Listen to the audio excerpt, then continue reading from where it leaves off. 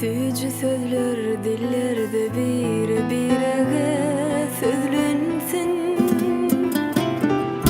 Anan canım tasla sözü sözlemerin kalbimda söyle ketek bu söyleyim bar sana yarım bağıt yollarım ömrüm bilen bağlı sana. Anan canım sana asla acı sözü sözlemerin kalbimda söyle ketek bu söyleyim bar sana yarım bağıt yollarım ömrüm bile bağlı sana. Soğudum yar sana tecrübe gülleri, soğudum şatlığa dolanak gülleri, soğudum alasmana kıyılları senin için. Kalbimin aynasında yar senin adın, benim arzu hıyallarım sana canım. Bu toy günü aşk bakarım bağ çekerim senin için.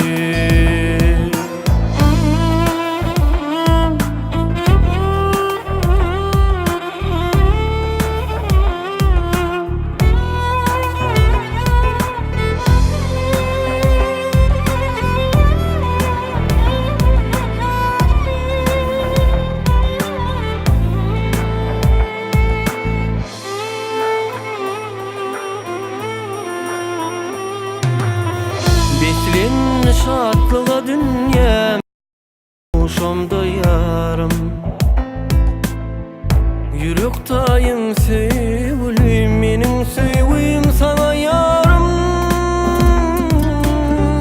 Anan canım sana asla acı sözü söylemerin kalbimde sevgi keter bu sevgi bar sana yarım bağıt yollarım ömrüm bile bağlı sana.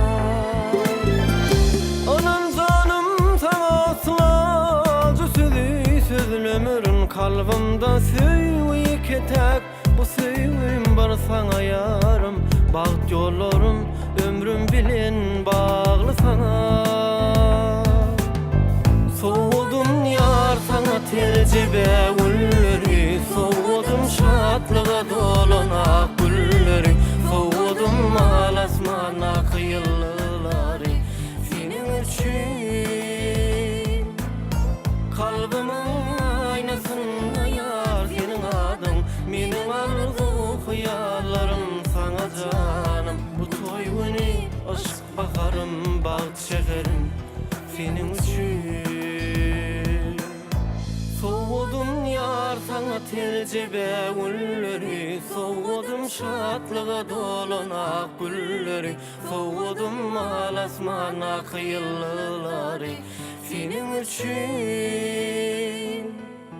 Kalbimin aynasında yar senin adın, benim arzu hıyallarım sana canım. Bu toy günü aşk bakarım bağ çekerim senin için.